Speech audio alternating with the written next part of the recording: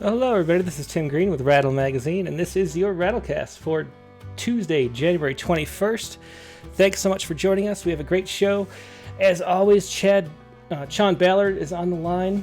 And so if you have any questions for him coming up, please leave them in the chat window on YouTube if you're watching live.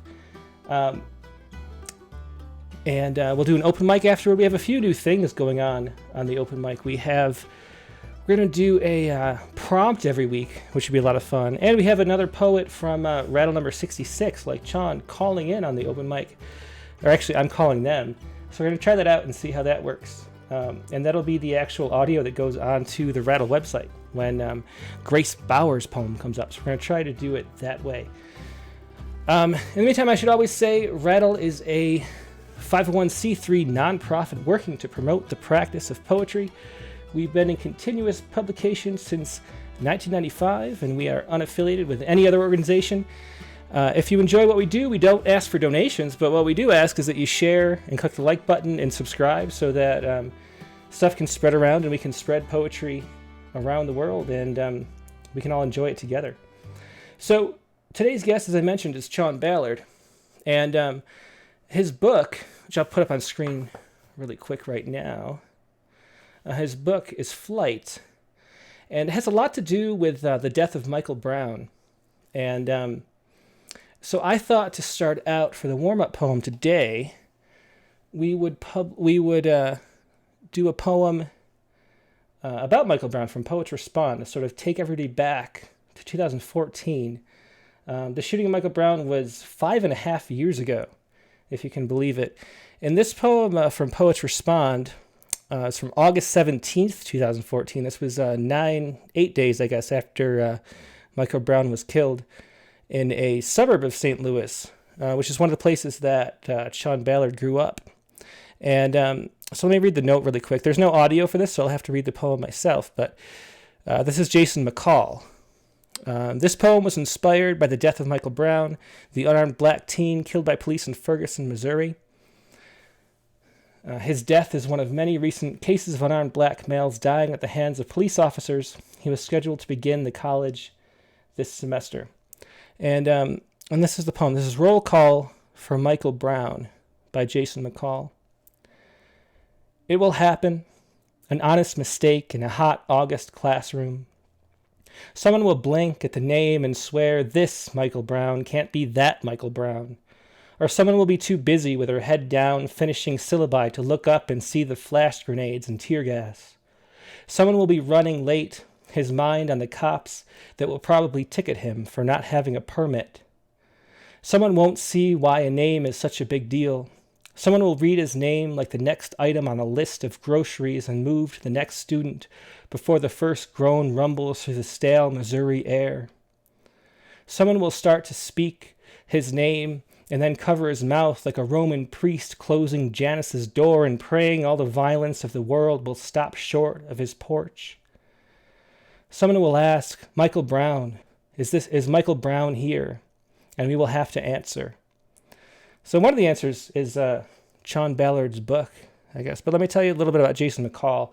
Jason McCall is the author of Silver from Main Street Rag, and I Can Explain from Finish Line Press, Dear Hero, Motherless Child, Two-Faced God, Urger's books. He holds an MFA from the University of Miami, and he's from the great state of Alabama, where he currently teaches at the University of North Alabama.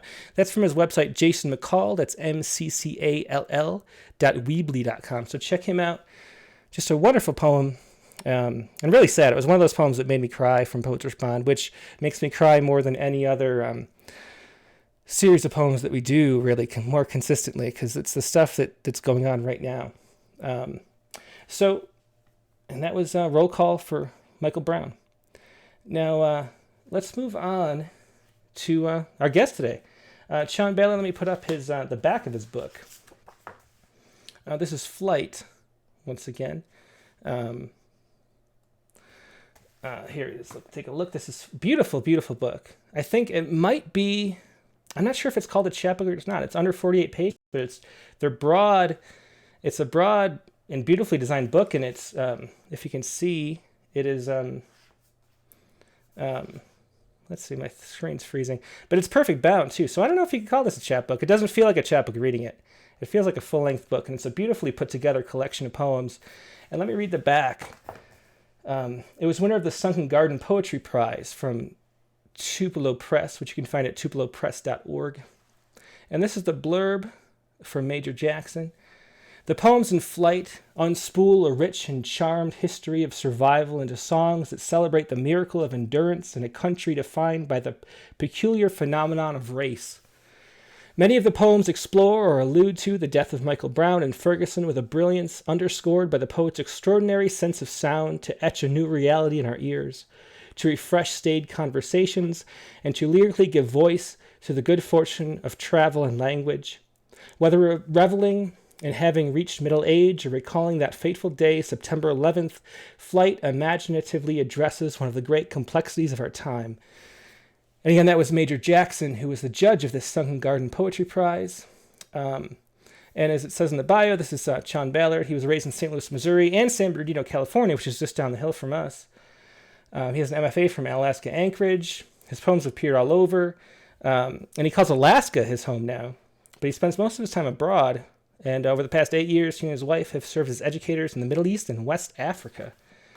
And here he is, Chaun Ballard. Hey, Chaun, how you doing? Oh, hang on a second. I didn't unmute you. So let's start again. So yeah, so you're in Alaska. So I'm in Alaska. Yeah, it's pretty warm right now, even though it's snowing outside, and we were in the negatives probably a week ago, so it's about negative 15. Oh man! But now yikes. it's warm, yeah. So it's like 19 above. So. Oh wow! Now the one thing that I always want to ask someone from Alaska, and never have, even though, like I told you before, my wife was born, and Rattle's assistant editor, it was born in Alaska. And her whole family comes from Alaska, so my mother-in-law, I see her like all the time. She's from Alaska. Wow. I always forget to ask, the Northern Lights, right? Oh, yeah. Are they as cool as they are in pictures, or is that totally fake? Because it feels like the kind of thing where it's like overexposed, and so it makes it cooler than it really is. Is that, and like time-lapse, I feel like it's all fake. Is that true? I'll tell you this. I was in Fairbanks probably 2005, 2006, and I remember the Northern Lights were outside, and it was negative 40 degrees. Oh, man. And I said, I'll just watch it from my window. Yeah.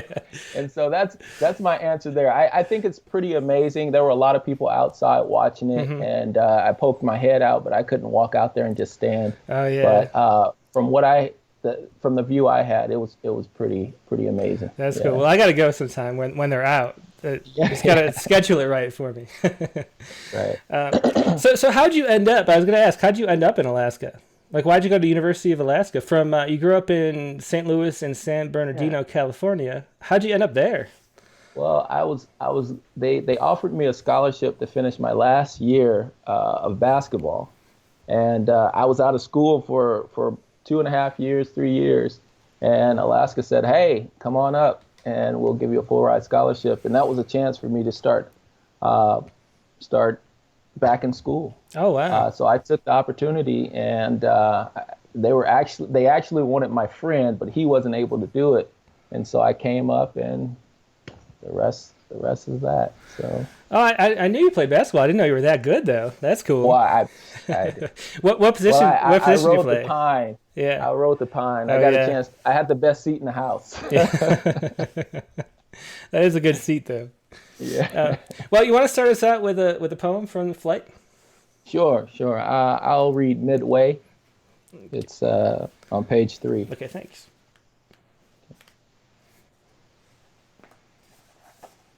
All right.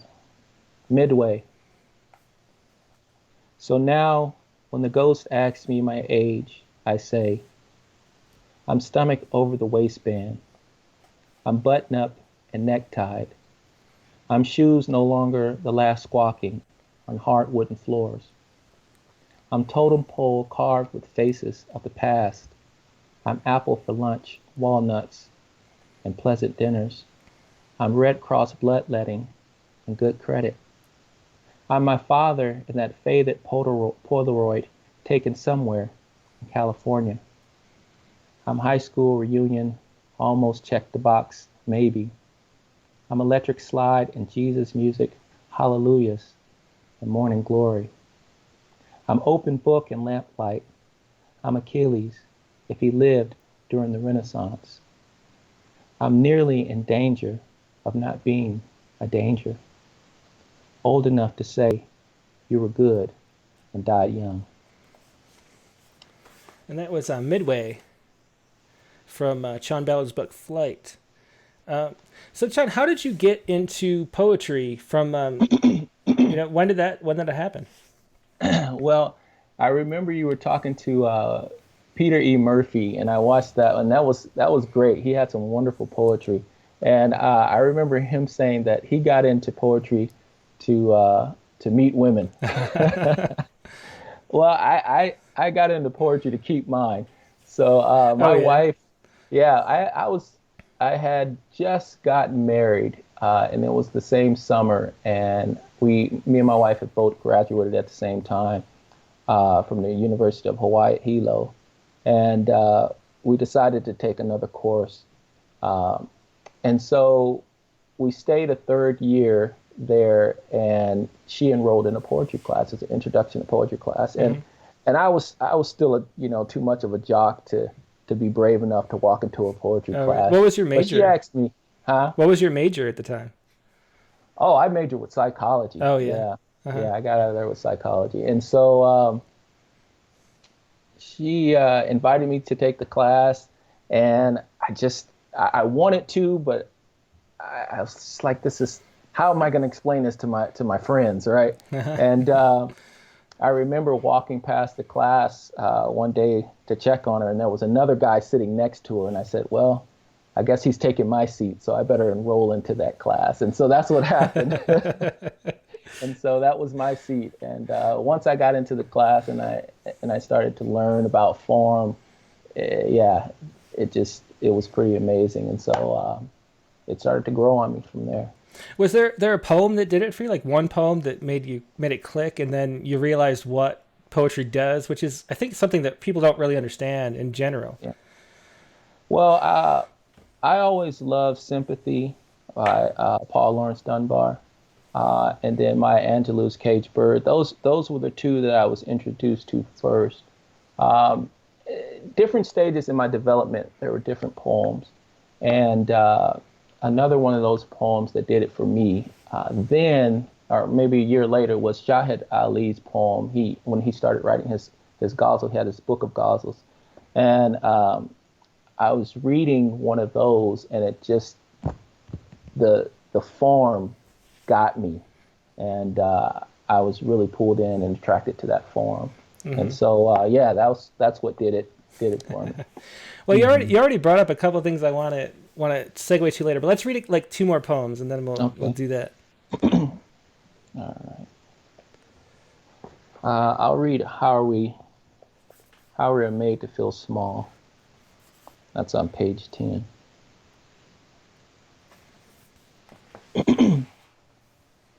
How we are made to feel small. I remember the feeling I had after September 11th. After seeing a photo of Michael Jordan watching the footage of two buildings, two planes, two worlds colliding into a mess of ash and rebar. I remember it like the first time I relearned I was black. It was summer of '91. I was 10. I was running through the apartment complex looking for bad guys to fake shoot with my plastic gun. I was Bruce Willis. The apartment complex was a scene from Die Hard. I remember the feel of wind as it caught my shirt. How safe it must have felt there. How my lungs trusted it, filled themselves with it. My legs cutting through it like propellers on a plane. Like spokes on the bike I did not need to apprehend my suspect. I had a plastic gun, a fake badge. Together, they were truth. Truth was what they taught in primary school. Truth was when they asked us what we wanted to be, and some answered, president, fireman, police officer. I never wanted to be president or a fireman. That's the truth. I wanted to be John McClane. I wanted to be Bruce Willis in a scene from Die Hard. I wanted to save the city and sum up the day in a catchphrase, yippee-ki-yay, mother, before my mother called me home. Outside LeBron James's LA home, someone spray painted the N-word on his gate. LeBron's response was, no matter how much money you have, no matter how famous you are, no matter how many people admire you, being black in America is tough. It was summer of '91 when I learned this truth. Some truths are hard. Some truths are not whole truths. Like the day my teacher invited the officer into our classroom and told us his job was to protect and serve us. We believed her because she was our teacher. We believed her because he stood there, 10 feet tall. I was 10 when the officer stopped me, 10 when they stopped Rodney King. Wind was still filling my shirt, my legs propellers on a plane before he brought me to a full stop. Before he examined my plastic gun, before you better spray paint an orange tip on that, before I almost shot you. My junior year in university, a far cry from California, my Texas teammates banged on my door, yelling, turn on your TV, turn on your TV. What I saw was like the rebirth of a phoenix unashing. Afterwards, Michael Jordan, some basketball players, LeBron James today, staring into a TV screen, small, like the rest of us. The summer of '91 was the summer I stopped carrying a fake badge and plastic gun. It was the summer I stopped believing I was Bruce Willis. It was the summer we turned on our TV screens to find Rodney King clubbed into asphalt. It was a hard truth to come by, a hard truth to be woken to, like the scene of a black child staring into the business end of what I want to believe is a cruel joke.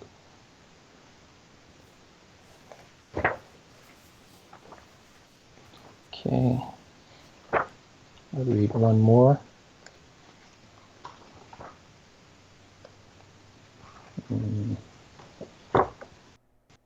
Go with this one. Oh, so this one that I'll read is one that you published in Rattle. It's page 38, How I Survived.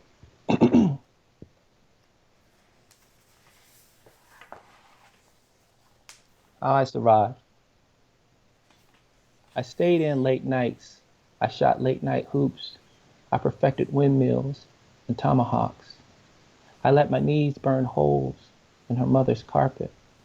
I mixed hot ramen with blood sausage, Jesus with mint juice.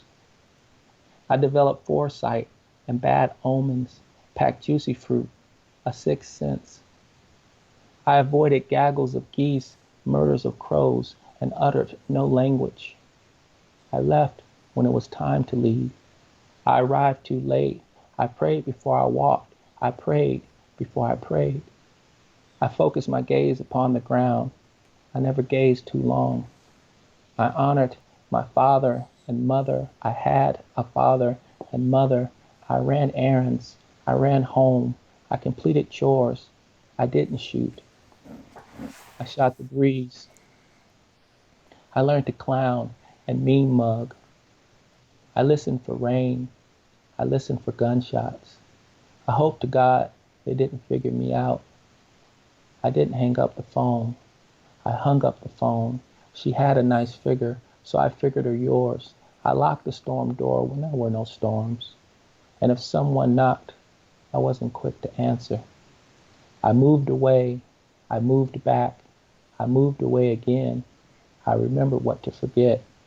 I wrote this poem. And that was another poem from Chaun Ballard's book, Flight. And that appeared in Poets Respond. I'm not sure exactly when, maybe 2-3 years ago, something like that. It was after there was a shooting at a... North Park Elementary. Yeah, North Park Elementary in San Bernardino. Which did you go to North Park Elementary? I don't remember. No. I went to Barton Elementary, but I had friends that went to schools that were near there. Yeah. Yeah, And I always think of that line, which is what I posted on Facebook today to sort of preview the show. But there's a line in there, I hope to God they didn't figure me out. Can you say a little bit about what you hoped that they didn't figure out? I hope that they didn't figure out that I was an easy target. Yeah. Yeah, that I wasn't who I pretended to be. So yeah, that's what I was going for with that line. So you moved around a lot, and you grew up first in San Bernardino and then moved to St. Louis. Is that right? I grew up in St. Louis. The first 9 years of my life were spent there, and then my parents decided that they were going to move us to California. And I think it was probably the best thing. But we pretty much set up shop where we stopped, and we stopped in San Bernardino, and so that became home. My uncle lived in South Central, and so we didn't make it out that far. So San Bernardino became home. Hey, do you get back much? I haven't been back in probably a year or two. Yeah, when I was traveling a lot, I would stop through and make sure I get my dad Laker tickets, when they come down to Anaheim for preseason and things like that. But since I've been back in the States, it's my second year back in the States. So since I've been back, we've been pretty. We have these staycations now, so we stay home.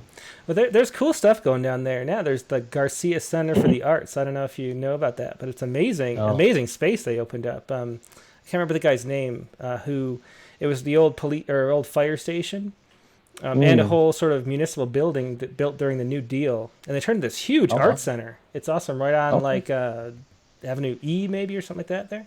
Oh, okay. Really cool space. But no, I haven't seen it at all. I know we don't really have a bookstore there, and that's something me and my wife were talking about maybe one day.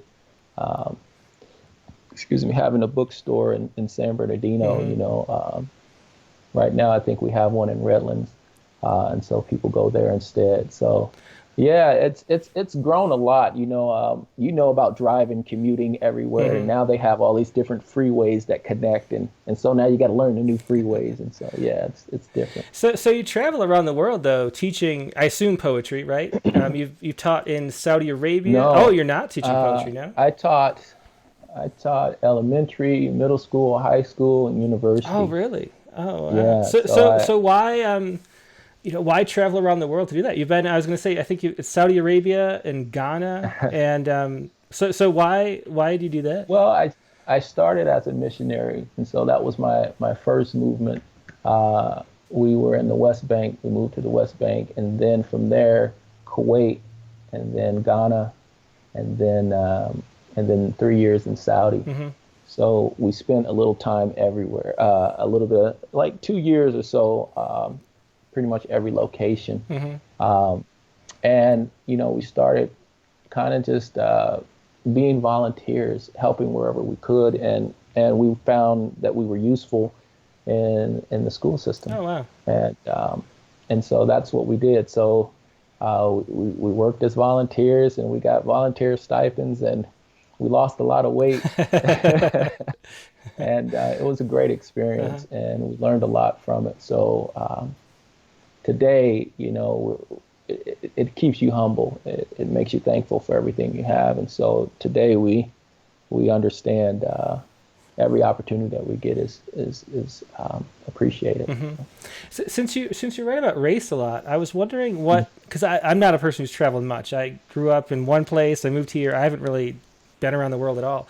What's the racial sort of feeling like going to different places like that, like in Saudi Arabia or in Kuwait, or is it a lot different than here, or is it sort of the same everywhere? Because one of the reasons that I hate traveling is that I feel like no matter where you go, it's the same, and it doesn't really change all that much. Yeah, it is interesting.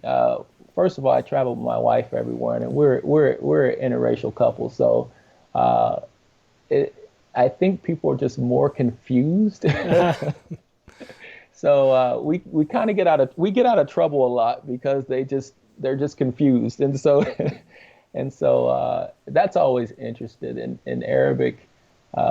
I remember we were walking past a lady's home, and I remember her saying, halib or chocolate. She was saying milk and chocolate. Oh, wow. And so you get those kind of things Uh-huh. like that. So you get a pass sometimes because people are so interested that they don't really know what they're going to do with you. Yeah. And so if anything, it's just um, it's pretty friendly encounters. Hmm. Yeah. So, but in Saudi Arabia, because it's so close to Africa, um, it was I blended in, and it was cool to be able to blend in. Hmm. Uh, and be able to experience life like the locals experience life. Yeah. So that was cool. So where Hmm. where were you in 2014 when the Michael Brown shooting happened?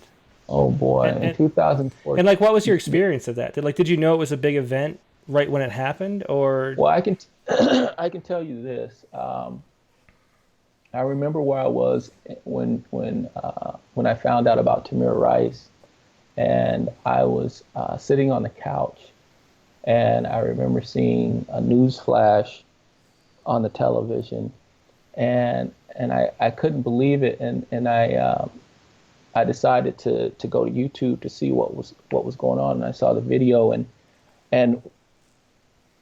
the only thing that I could think of was how quick it happened, and and I was so disturbed by it that I immediately tried to articulate it, and I couldn't. Hmm. Um, and I realized that you can't articulate something like that. Um, and with Michael Brown, I remember uh, my uncle, who's in St. Louis. I remember him writing on Facebook and saying that, kind of, warning his children, is kind of encouraging them to stay in, don't go out. And he was very concerned. And then I saw all of my family kind of popping up, and I realized, I was like, oh boy, um, there's a lot going on right now, and um, people have had enough, Hmm. and so I was very worried. Um, but those things. When I think about those things, I think about what Gregory Partlow said at a workshop I was at in Barbados, and he said that write about those things you don't want to write about. And so I didn't want to write about those things, Hmm.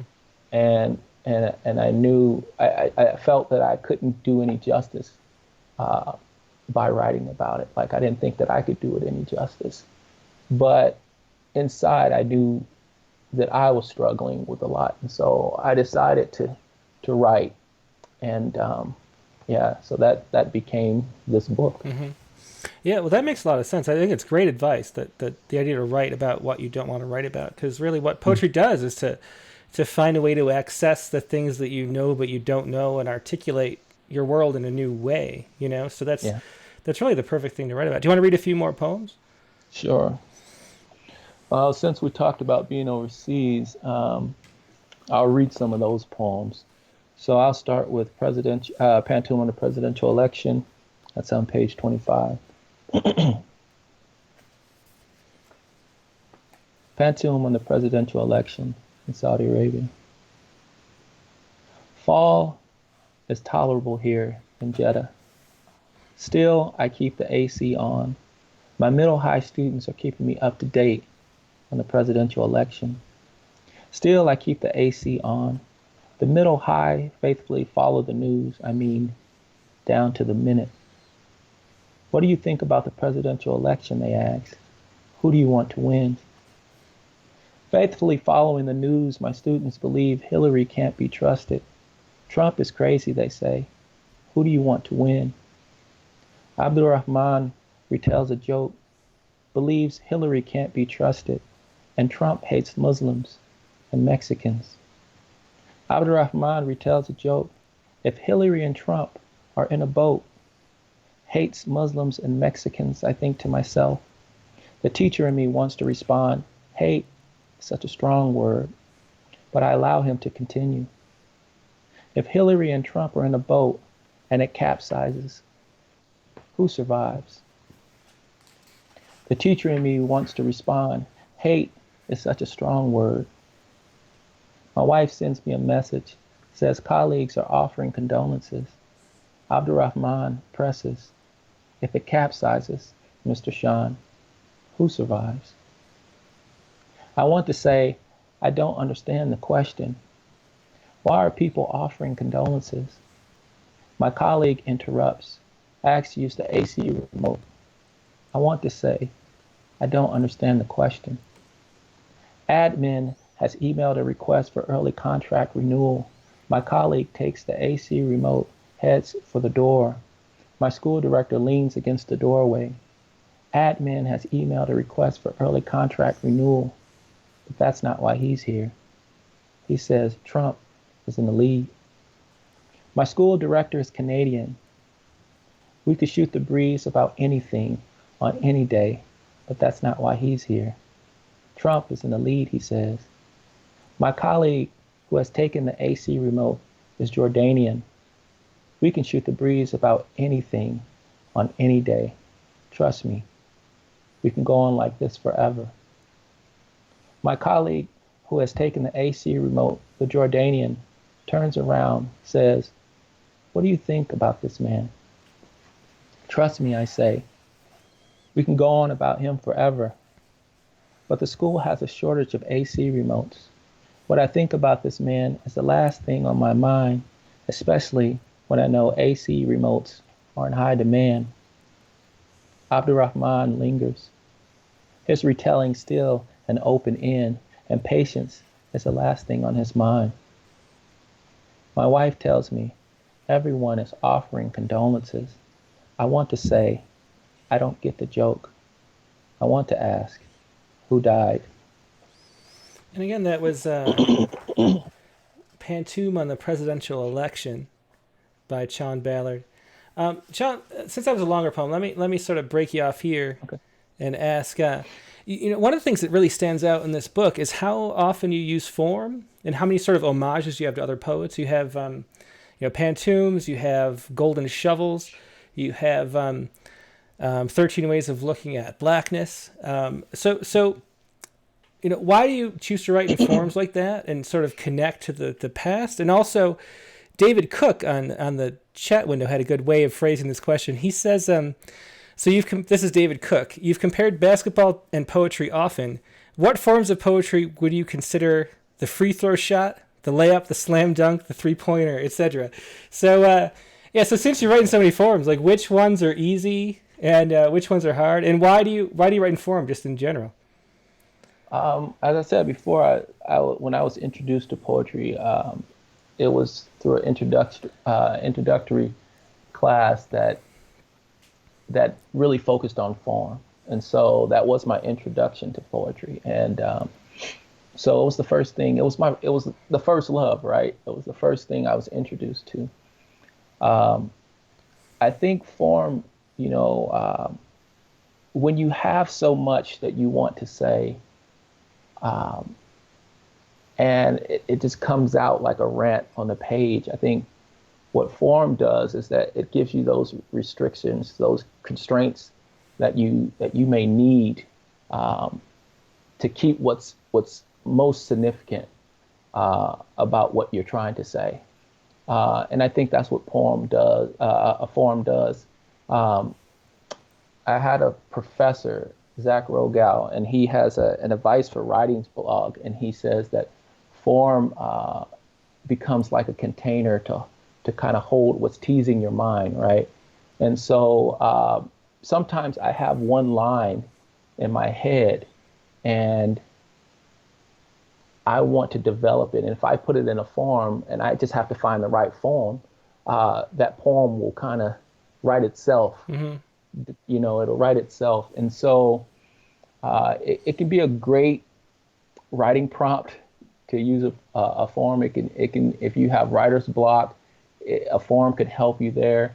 Or if you just you're trying to get your thoughts to be cohesive, form works.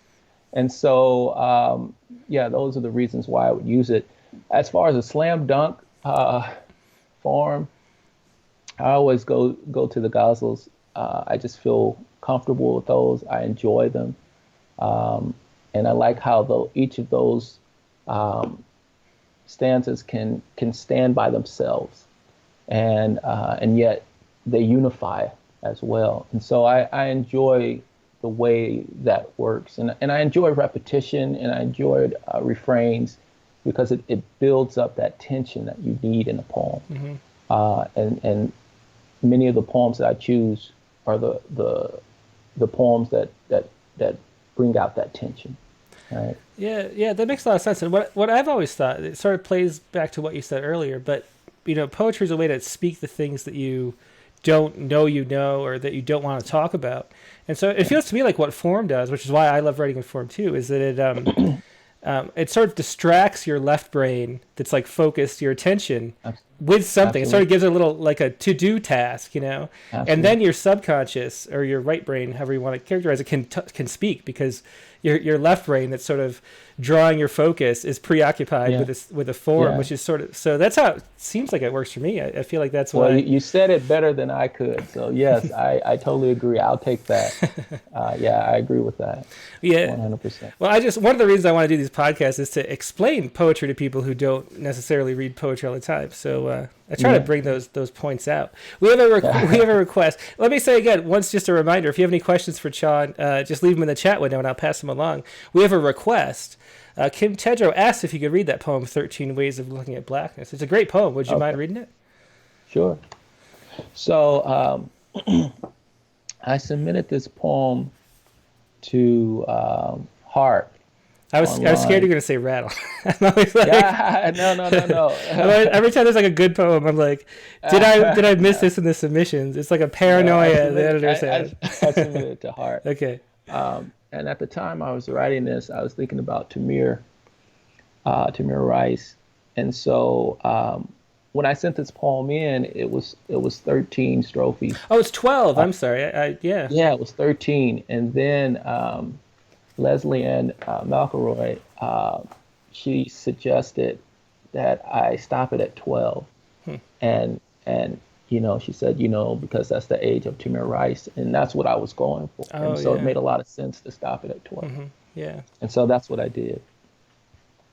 So 12 ways of looking at darkness. I should preface this by saying that Wallace Stevens has a poem, 13 Ways, where he uses Blackbird in each strophe. And so instead of using Blackbird in each strophe, I use darkness. 12 ways of looking at darkness after Wallace Stevens. 1. I was bred in the darkness out of pant, stank, and memory. Papa held the keys to the XY while Mama flowered like a child under the moon. 2. I slid out of her darkness head first with bloodshot eyes and skin that wouldn't take in the light. 3. Like candlelight, we learned to count our days in darkness. 4.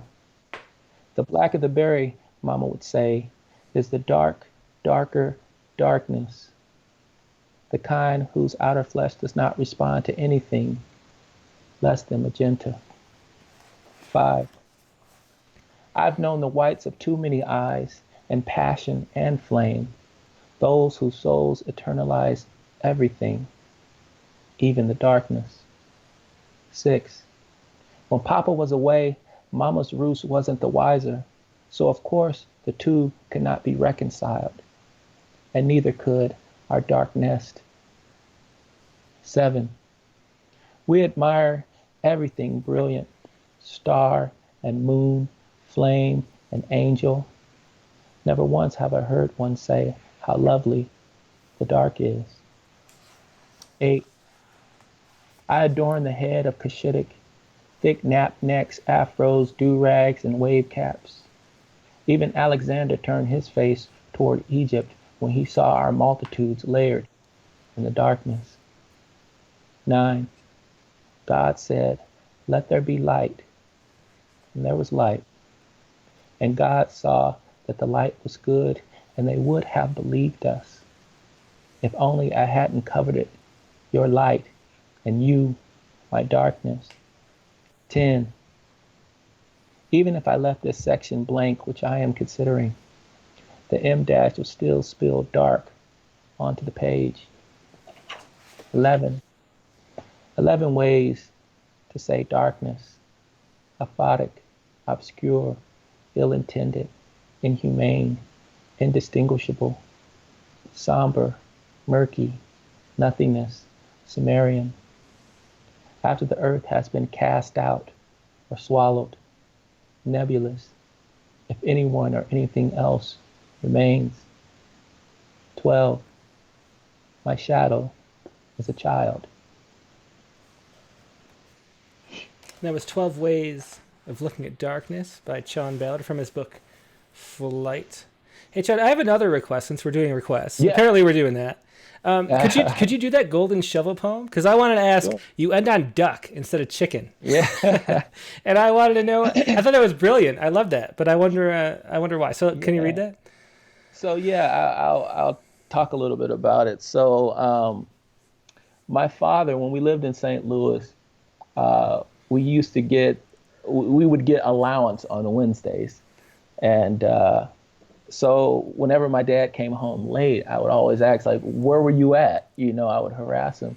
And he would say, I was going to see a man about a duck, boy. Leave me alone. And so he would say things like that. And so I had to stay real to the end, and I couldn't use chickens. That's not something he said. So Golden Shovel, after William Carlos Williams.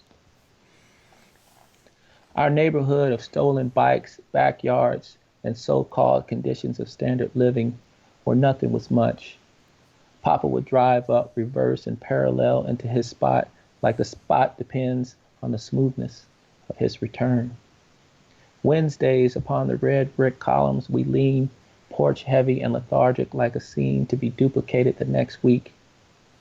I would eyeball the red brick wade between brothers, brushstroke my hands over the worn flaws.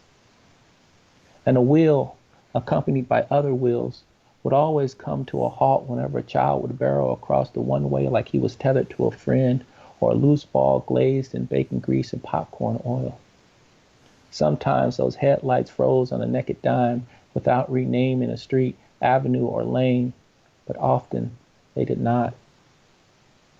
Rain was the usual culprit fingered in a series of lineups.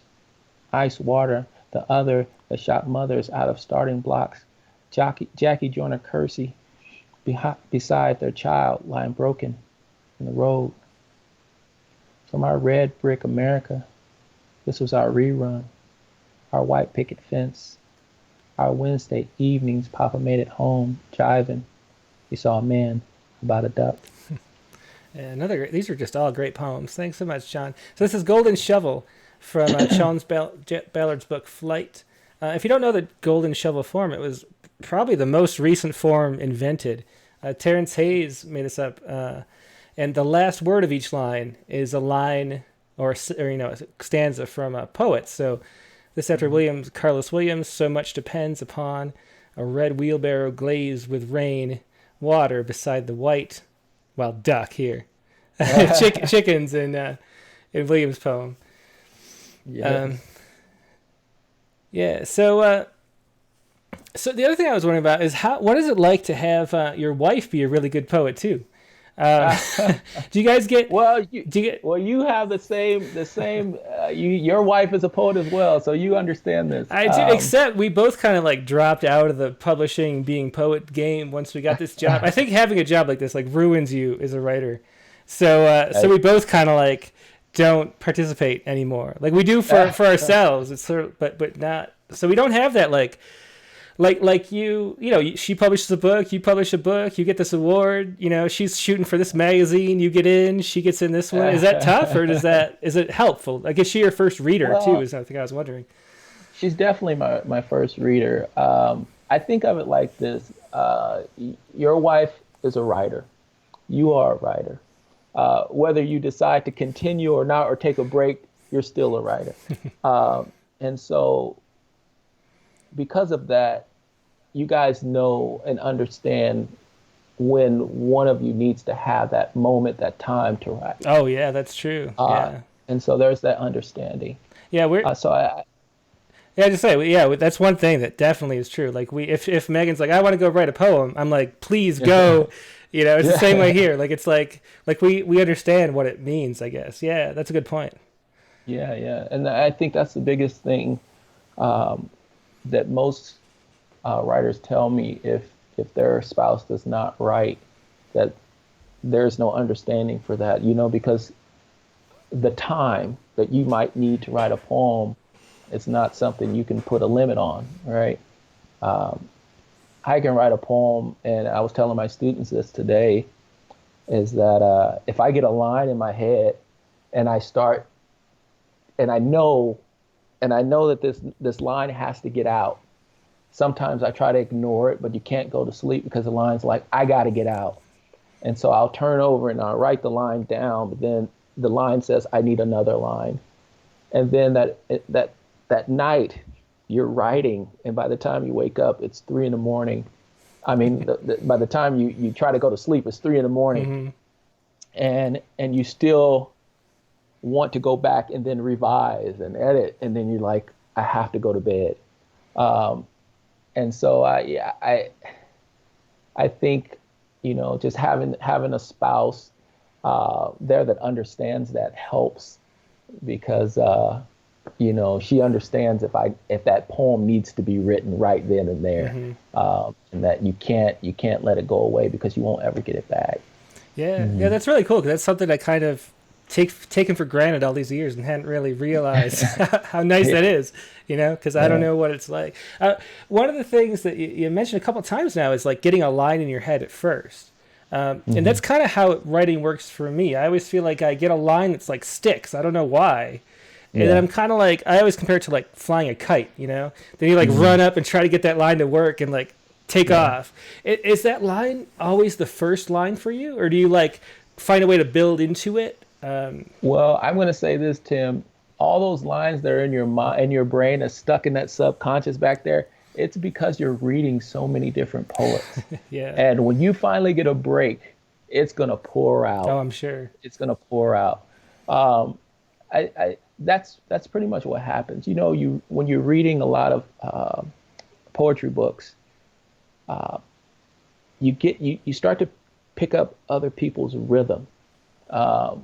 You start to pick up their diction, their syntax. You start to absorb these things, and you don't know that you're absorbing them. And then somebody says something, or something comes up, and then boom, and that line starts to trigger whatever it is, and then it just starts to pour out. It doesn't always happen like that. But when it does, I've now learned to listen to it, and kind of give myself over to it. But no, it doesn't always happen that way. Sometimes I force myself to write a poem. I give myself writing prompts, and that tends to help. But yeah, but when that moment comes, I know what it's doing. Mm-hmm. Yeah, Michael Young is here. I assume it's Michael T. Young, who's going to be on as a guest. He's got a book out in about a month. But he brings up a Richard Wilbur quote that I've never heard. The strength of the genie comes from his being confined in a bottle. I think that's a cool quote. I never heard that before. So thanks for sharing that, Michael. Yeah. Well, we got like a couple minutes left. Do you want to read like 2 more poems maybe to close it out? Oh, yeah, you have some poems that are new too that you emailed me. I don't want to skip those. I do. Some of these are pretty long. Well, there's the beauty of this. It's not like TV. There's no cutoff. So if you want to read 2 long ones, I don't care. I don't think anybody will complain. Okay, let me grab. I had a poem here. Okay, so I'll read the cento that I sent you. It was in the email. Yeah, I got it. If you published this one. Uh-huh. So if you were to ask me the state of my country, I would say, So I wrote this poem because I was given an assignment by I took a creative writing class while I was teaching because I just needed to have some kind of creative outlet. And I took a class with a wonderful writer here. His name is Don Reardon. He's the author of The Raven's Gift, and he wanted us to write about trees. And so I went on Poetry Foundation and I said, I'm going to look up a bunch of poems about trees because I don't have any poems about trees and I don't know how to write a poem about a tree. And so I went there, and as I was looking at all of these potential poems that I was going to read, I saw all these lines, and all these lines were just amazing lines. And I said, you know what? Why don't I just take these lines, rearrange them, and then add a little cement in there to make them all kind of stick together and see what comes out. And so this poem came out of that. All right, so I'll read this one. If you were to ask me the state of my country, I would say, in the clear light that confuses everything, a tree grows as one might have grown in the Garden of Eden. It started its wonder like any tree in the world would, small, significant, having a purpose, a desire to bud leaves. The neighbors called it an elm, a Siberian elm, because some could see into Russia, perhaps in strain or collusion, but this is not the point.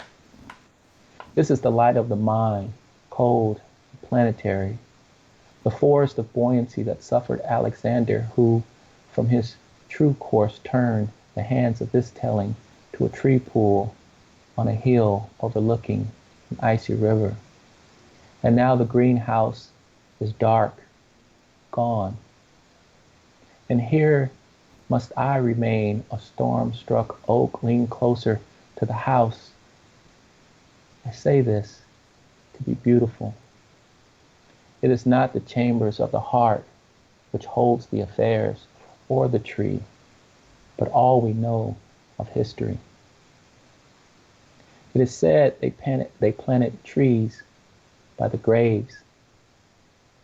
In some narratives, the young girl throws poisoned peas out the window. In some narratives, there is no such window. Yeah, so that was a cento. If you were to ask me the state of our country, I would say from Rattle 66. And I just interject really quickly. That's the first cento we've ever published in Rattle. So so thanks so much for sending it. That was a really cool poem. Thank you for accepting it. All right. So say one more, two more? Yeah, one more would be good because I got to. Okay. Yeah, I told Grace Bauer I'd call her at 7 my time. So. Okay. All right. I'll end with this one. This is Q&A. And I got this idea after reading Kaveh Akbar and Tarfia Feyzullah. Q&A. Do you have a fear of losing people? I once rustled moonlight underneath the blanket and threatened to keep it. I unwrapped it slowly like sand loosed by waves, a child with one present come Christmas morning. Do you feel being black makes you a target? If shooting holes into darkness was not a sport, then each glow, each bend and arc, each reach and fiery flicker of stellar assortment would be a lie. Who did you vote for? All I wanted were bodies back. Why do black people run from the police? The concrete is hot. These are new shoes. As sons and daughters of Mercury, we are partial to wind sprints, Julys and Junes. Slavery was such a long time ago. Why can't you just get over it? Sisyphuses, gluttons for punishment, huge joke. Because some of us swam to the sea's depths, told us this secret. Michael Brown is in so many of your poems. Did you know him? I often viewed the arches bend over a small piece of St. Louis like it owned the city. I and my school bus passed, never able to connect both ends. Who is Icarus to you? A canary on the hills of antelope, a Pegasus without wings. Learn for protest. I'm in love with the sound of freedom, the way the top teeth sink into the bottom lip, the way the tongue hovers in suspense before bouncing suddenly to the roof of a mouth like a mallet striking a lever, with puck rising to toll the bell, the last consonant ending in a kiss. What do you hope to accomplish by writing this poem? I hope to release a hummingbird from the palm of my hand, watch it fly off on little wings. Thank you, Chaun Ballard. That was Q&A. Was that poem published anywhere yet? Lunch ticket. Yeah, great poem and great way to end it. Beautiful, beautiful way to round it out. Thanks so much, Chaun Ballard. Okay. Thank you. Yeah, it's been my pleasure. Hope you have a good night, and I'll talk to you soon. All right, enjoy. Okay, bye. Thanks. Bye. Yeah, so that was Chaun Ballard reading from his book, Flight, which I'll put on the screen really quick. This is beautiful cover art, too. It's just a beautifully put together book and really wonderful poems. Hope you check it out. Flight by Chaun Ballard. As published recently, I'm not sure if it was this year or last, by Tupelo Press. You can find them at Tupelo, Tupelo press.org. And yeah, thanks so much for that reading, Shawn. It was really, really great to get to talk to you and get to know you a little more. One of the poets we published him in the current issue of Rattle, in issue number 60, if you want to look back at that, and then twice in Poets Respond. So that is our first hour show for today. If you're listening on iTunes or Stitcher or any other audio-only format, that is it for tonight. If you're watching on video, we're going to do an extra hour, or well, I don't know if it's an hour. We're going to do an extra bit of time. And I'm going to introduce a few new things this time, so hope you stick around for that. We have an open mic as always. If you'd like to call in, let me put this up on the screen really quick. The phone number is 818-850-7727. You can also send me a chat message over Skype. It says that I'm unavailable or do not disturb, but feel free to disturb me. That's just so the Skype notices don't come through on audio.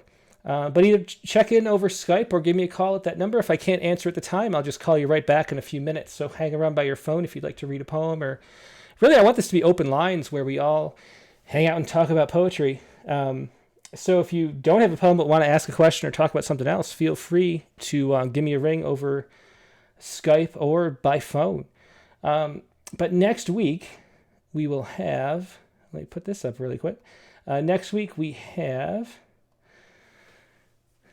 Kathleen Balma. She was a finalist for the 2019 Rattle Poetry Prize. Her poem, I can't remember the name of it off the top of my head. She has a great poem, though, in issue number 66. And her book is Gela Mufri and Farago, which I haven't had a chance to read yet, so I have no idea what that's about. But she's a great poet. We've published her a few times. So we're looking forward to meeting with her. That is Tuesday, January 28th at 9 p.m. Eastern. If you're here with me watching live, it will just be a little bit of a break and just for a couple seconds. And I'll come back and do some open mic and some other stuff. So stay tuned. I'll see you in just a minute.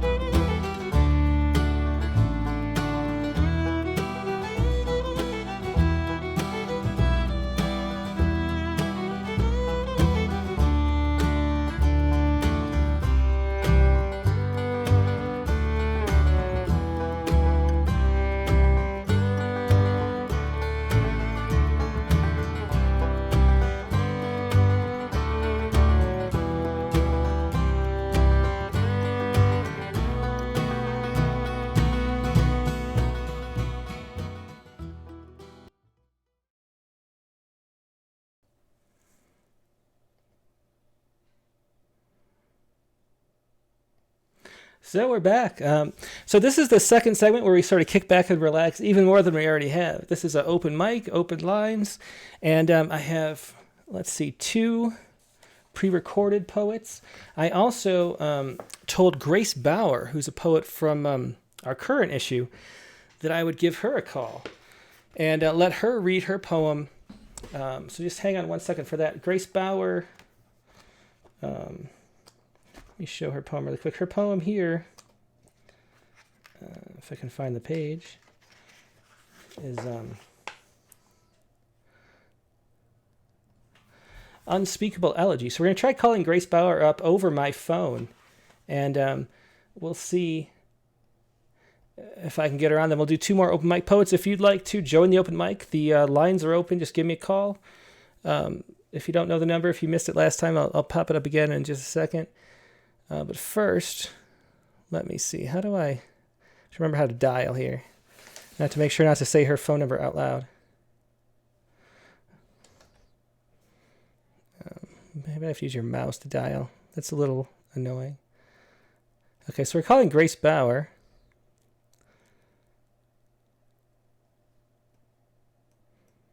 It feels so weird dialing phone numbers. Does anybody else have that experience? You so rarely actually dial. So I'm calling Grace Bauer right now. The phone's ringing.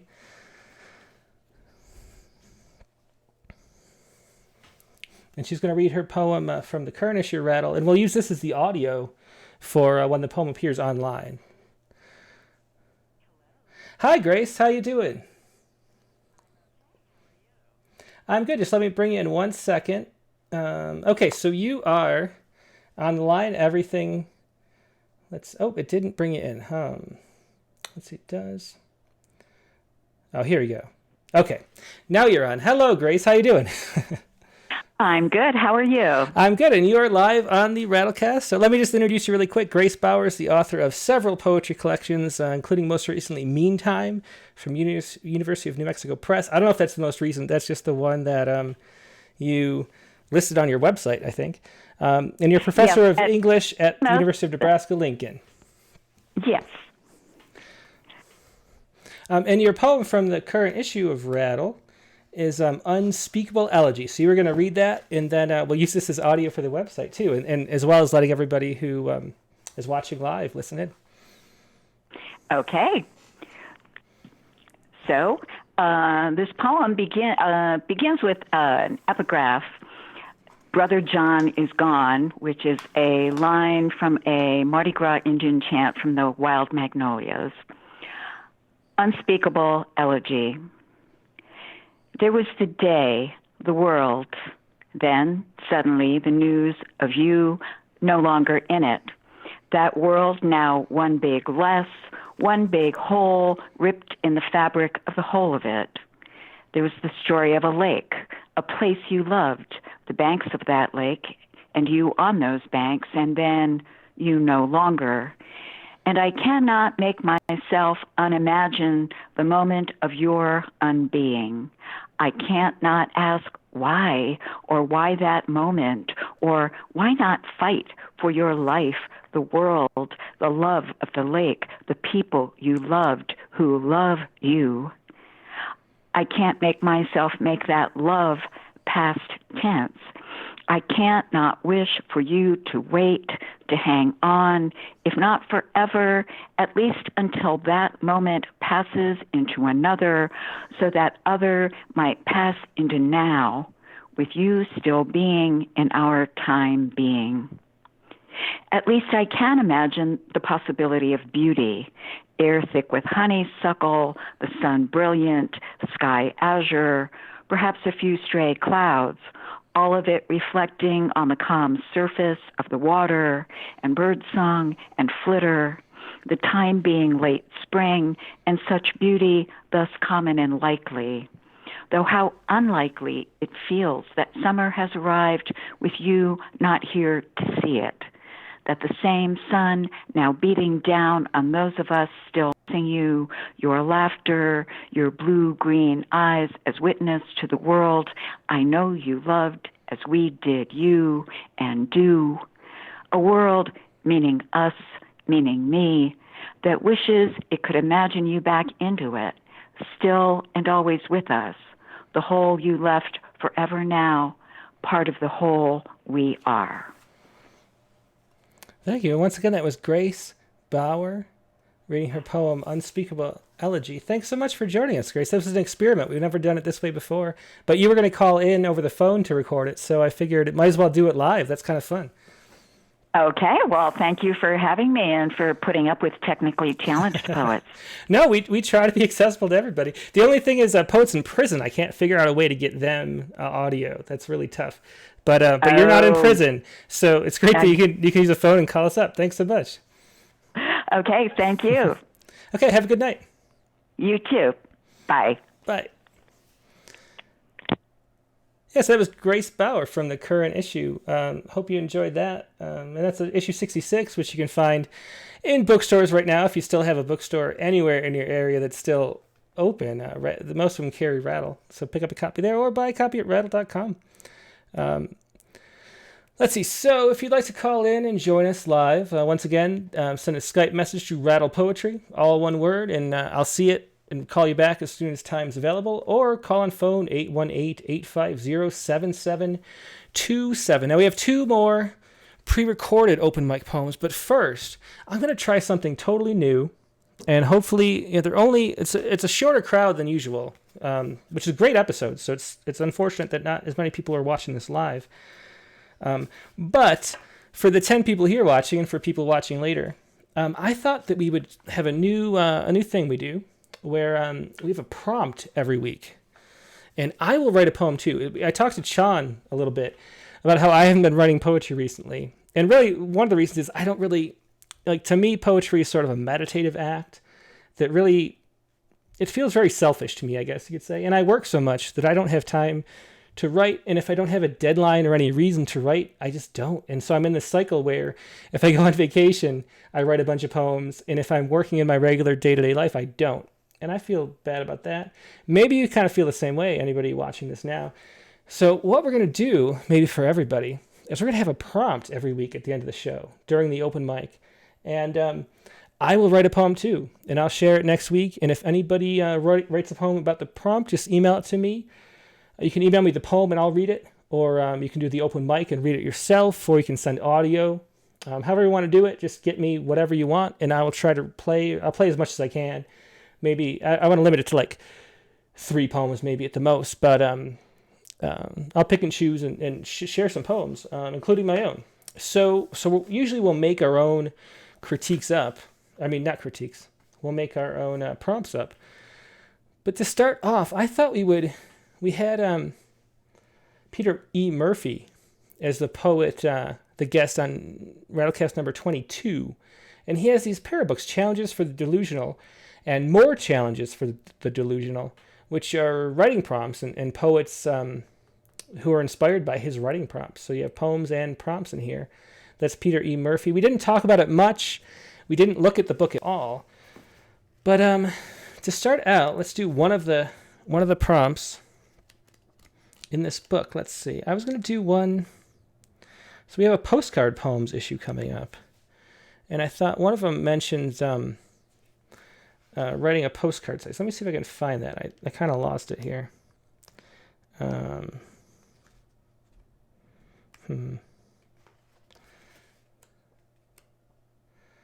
Let's see. Well, I thought I bookmarked it. Hang on a second.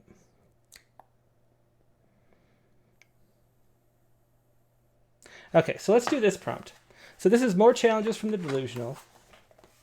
And this is, put it on screen. This is Under Advisement. And this was a prompt from 2017 at the 24th Annual Winter Poetry and Prose Getaway. Now in this book, all the prompts, the first section is prompts, and he always starts out with a quote or two.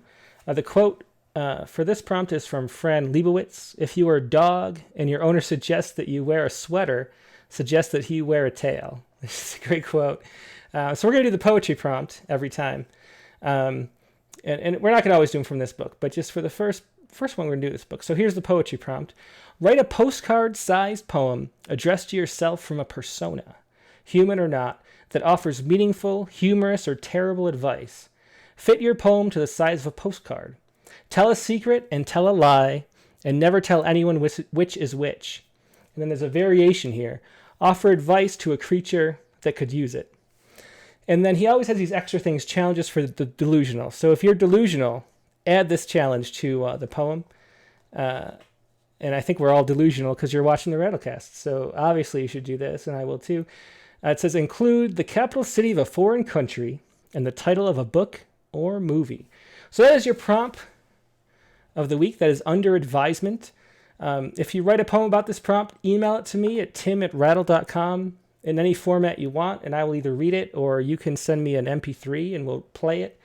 And that'll be a lot of fun, and I'll do it and do mine too. So write a postcard-sized poem addressed to yourself from a persona, human or not, that offers meaningful, humorous, or terrible advice. Fit your poem to the size of a postcard. Tell a secret and tell a lie, and never tell anyone which is which. And that is a prompt from More Challenges for the Delusional, Peter Murphy's prompts and the writing they inspired. Now, this came out pretty recently. I remember when I did the interview with Stephen Dunn, this book had just arrived, and he was talking about it a little bit. I don't think that it was included in our print interview, but we talked about this book a little bit then. So that must have been 2 years ago this February, I guess. This is from Diode Editions. So check this book out. And in the future, we'll do a prompt every week. And usually we'll just make them up. Sometimes we'll get them from a source that we can help share. But this is from More Challenges for the Delusional. Okay, so we have two open mic, pre-recorded open mic poems, and if you want to do that, as always, you can go to rattle.com/rattlecast. There's a link to Submittable, and all you have to do is send a poem that way, and we'll do like one or two of these every week. Let's see what we have here. And these are true open mics. All I did was I made sure the audio worked, and that we had some text to show. So I have no idea what these poems are, which is sort of half the fun. So this is Francine Olivier. On Submittable, it said Wilson, which is, I'm not sure, but when she says it on the audio, you'll hear she only says Francine Olivier. She's from Newport Richey, Florida. And this is her poem, The Taste for Fruit. And let's see, Francine Olivier, she wrote this. This is sort of more of a Rattle kind of contributor note. She wrote, as part of the local poetry competition for an open mic, we were asked to write a poem about the loquat, which is a kind of fruit. I don't really know what it is. I Googled it, actually, and it looked kind of like an orange, so I guess like I don't know what it is. I live a sheltered life. What can I say? So while at work, an old coworker started complaining about the encroaching Chinese and Indian and how they were taking over. Over and over, he ranted, "Yellow men everywhere." He was surrounded by coworkers, men from 1826, all playing video games between calls and not even seeming to hear him. Then inspiration occurred. I wrote this poem in minutes, and that was Francine Olivier from Newport Richey, Florida. And here she is reading her poem, A Taste for Fruit. The Taste for Fruit by Francine Olivier. Conquered lands, foreign and vast, you are now home to we, unlike recent centuries past when you were wild and free. Pawpaw, cranberry, and blueberry, your sole indigenous fruit, the apple we had to ferry from lands cross seas or blue. Time brings change, and sometimes pain, young losers all foolishly shun. Silent victory, not ours, has happened again. To the victor, the spoils and the fun. This early spring no longer mine, yellow loquats small and ripening. Tiny white flowers fall and die, from panicle to soil lay drying. I cry, you stir but do not wake. I cry, you stir, I cry.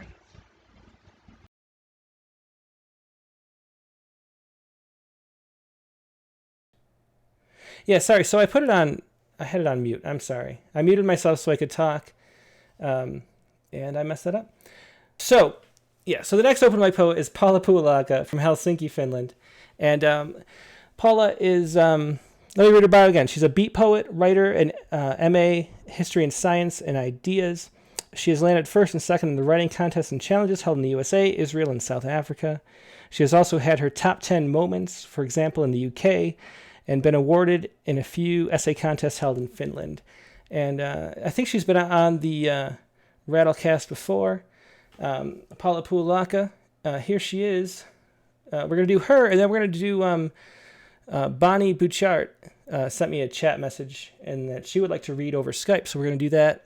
Sorry for the mic mute catastrophe. I hit mute while I was typing back to Bonnie, and forgot to unmute myself.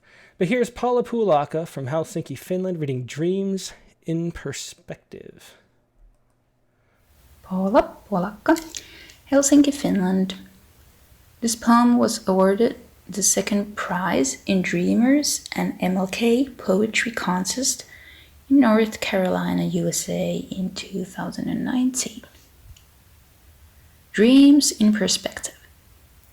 There are 7.7 billion people on Earth, so it takes time for God and nature to move the pieces around to make your wishes come true.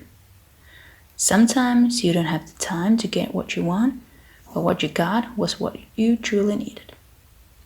Put the things in perspective.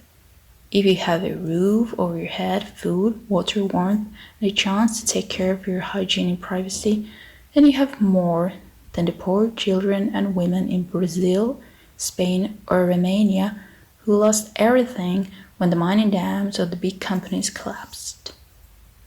Are you taking flights to Hawaii or France just to enjoy life, and because you don't know how to use the extra dough? The minerals to produce the parts for the airplanes came from the mines of Brazil, Spain, and Romania, and there are 800 more poison dams ready to collapse around the world, maybe even near your city. So, whose dreams are we fulfilling, and what wishes are truly worth making if the cost is some poor child's or woman's life? Could the extra dough be put into something else than one's egocentric needs? The Taste for Fruit by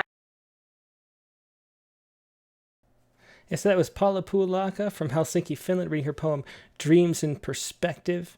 And I'm about to call. We have one last poet who asked to call over Skype, and it's her first time trying this. So we're going to do it right now. Let me give her a call. Mute this. This is Bonnie Butchart. Hopefully it works. Let's see. I'm calling her up and it's ringing, but I have it on mute so you don't have to hear the ringing sound. While we're waiting, do click the like button and be sure to subscribe and share if you're not already. This is always a lot of fun, and if you enjoy it, that's what you should do. Bonnie Butchart, hello. Can you hear me? I'm getting... I hear you, yeah. Hi, so I still don't have video, so there's a little camera icon. Oh, yeah, sure, let's do it without video. Okay, so let me bring you in the stream then. Hang on a second. So, Paula Butchart, where are you calling from? How you doing? I'm calling from Vancouver, Canada, and it's Bonnie Butchart. Bonnie Butchart, what did I say? Yeah, you said Paula. That's okay. Yeah, Paula was the last poet. Sorry. Yeah, okay. I have too many screens going on all at once when I do these things. Yeah, so you're calling from Canada again. We have so many people calling in from Canada. It seems like, I don't know if the... I don't know what the deal is, but Canadians like live poetry, I guess. Yeah, we do. We're into it. Generalization. Well, tell the Americans that they should join in a little more. Yeah, you should. Get into it. Okay, so what do you have for us tonight? I'm gonna do a poem called "Poetic Inquiry." Okay, great. Okay. It goes. 1,200 women. Are you fucking kidding me? 1,200 women. Why is nothing being done? 1,200 women. This feels like Pinkton all over again. She is someone's sister, someone's daughter, someone's mom. The justice system only adding insult to injury, attempting to appease people with buzzwords like national inquiry into the missing and murdered Indigenous women. Sounds pretty official, doesn't it? sounds like it has just enough syllables to stifle any questions and misappropriate funds. Awesome. Okay, Thanks so much, Bonnie Butchart. Yes, so, thank you very much. Yeah, so that felt kind of slammy, like a performance poem. Do you do a lot of performing? I do, yeah, mostly. So it seems that's the other thing. Like, it seems like there's a big slam scene in Canada going on. At least judging by these open mics, because it seems like a bunch of people calling from Canada and they do performance kind of oriented poems. Right? I'm more performance oriented, but. Well, that's cool. I'm so glad you could call, and I hope you feel better soon. Much. I think I'm getting a cold too, so I understand how you feel. It's the season. Thank you very much. Yeah, thanks. I'll be calling again. Thanks. Yeah, thank you. Bye. Yes, that was Bonnie Butchart on the open mic. I'll give you like 30 seconds if anybody else wants to give me a call or anything. Once again, let me put up the number. The number again is 818-850-7727. But that's probably it for tonight. I have to go put my kids to bed anyway. It's always story time at the Green household. Got to read the kids a bedtime story. But I hope you enjoyed this, and do remember to do the prompt for more challenges for the delusional, and send me whatever you write, and if you want to share it, and I'll share what I write, and we'll see how that goes. Everything's experiment, but they're fun experiments. So next week, let me just close it out. Next week, once again, we have Kathleen Balma. Kathleen, I don't have her bio, but she's in Rattle number 66 too. We've published her, I think, 3 times. This is the 3rd time. She has a new book out, and she's going to be a great guest. So I hope you join us then. In the meantime, have a great weekend. Thanks so much. Well, a great week. This is Tuesday. Have a great week, and I will see you soon. Good night.